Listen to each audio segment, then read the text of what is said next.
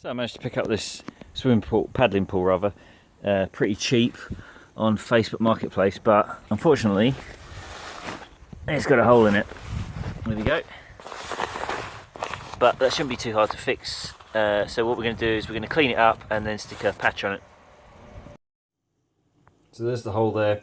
Now we've got to obviously clean that and let it dry, because glue is just not going to stick to anything that's dirty. So we'll let that dry and then we can patch it up. So I got some of these patches online. They were very, very cheap. Come in a pack. This is the actual individual patch. Now I don't know if you stick it on the inside or outside. I don't suppose it matters that much, but I'm going to make the assumption that it wants to go on the inside. And I think you can buy ones that you can actually put a separate adhesive on, but I think it's going to be easier to have one that's already got the adhesive on it.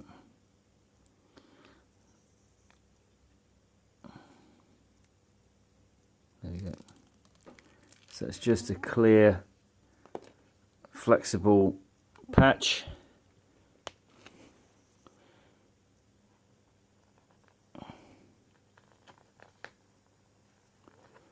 To make sure it's all sealed around the edges properly.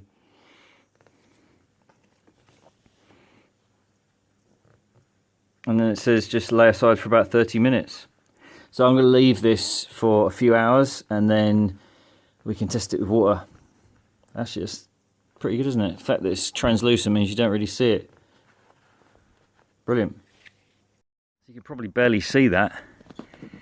But anyway, I left that for a few hours and that's just for the glue to go off. But the proof of the pudding will be in the watering. Anyway, let's move around to the valve. That's typical inflatable valve. Probably gonna be very hard to pump that up just by blowing, and you probably pass out. So what you want to do is get yourself a valve and pump. Now I got this kit online, very cheap, and comes with all these different adapters for footballs and other types of inflatables, so I would recommend getting one of them. In this case you're going to want this particular nozzle, and then that just goes into, you're going to need yourself a floor pump, not a hand bicycle pump, again you'll be here forever, and then that just pops in there, lock it in place, and then you're going to pump it up. So we're going to crack on with that.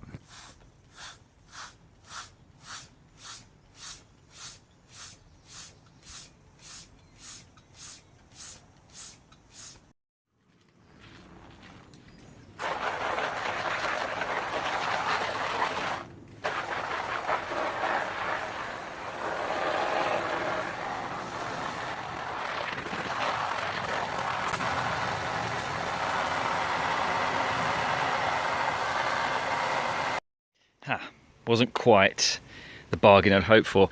If you look here closely, you can see there's a hole there in the inflatable part as well.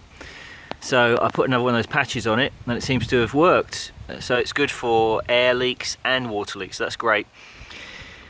Now, for all the 20 minutes work, I've managed to fix that, so I think it's well worth it, because these things are not recyclable. They're either made from vinyl, nylon or PVC, and they're just going to end up in landfill, break down into microplastics and contaminate our environment. Obviously using a lot of oil and energy to produce in the first place. The problem is they're cheap as chips, but I think it's well worth the effort because it's so easy to do with these patches. Now, if you do want to sort of repurpose them, not recycle them, but repurpose them, there's two websites, Inflatable Amnesty or Wyatt and Jack. I'll post a link in the description, but in any case, that is it for this video. I hope it was helpful. This obviously applies to all inflatables that you can use, like beach balls and airbeds, so on and so forth. I'll be making more videos like this on repairs and sustainability, sustainable lifestyle, so on and so forth. So please like the video if you did, and subscribe to my channel and share it with your friends and family. So we will see you on the next one. Cheers.